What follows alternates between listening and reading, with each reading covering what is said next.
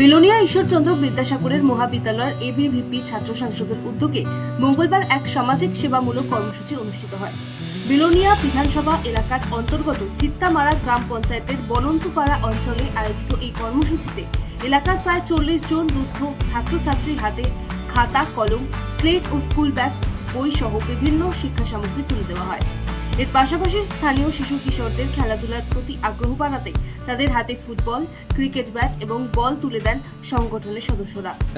আজ ঈশ্বরচন্দ্র বিদ্যাসাগর মহাবিদ্যালয় ছাত্র সংসদের পক্ষ থেকে বিলোনিয়া বিধানসভার চিত্তামারা পাড়াতে আমরা স্টুডেন্ট ইউনিয়ন কাউন্সিল পক্ষ থেকে আজ আমরা এখানে যে শিক্ষিত আছে ছাত্ররা আছে আমরা তাদেরকে চক থেকে শুরু করে বই, কলম, খাতা এবং ব্যাগ তাদেরকে প্রায় 40 জনকে আমরা দিই এবং তার সঙ্গে এই গ্রামবাসীর যারা স্থানীয় যারা আছে তাদেরকে আমরা প্রায় 150 জন তাদেরকে বুঝন করে দিই।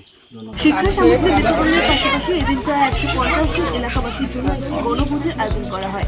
অনুষ্ঠানে উপস্থিত স্থানীয় জনপ্রতিনিধিরা সাধারণ মানুষের মুখোমুখি হয়ে তাদের বিভিন্ন সমস্যার কথা শোনেন এবং তা দ্রুত সমাধানের আশ্বাস দেন।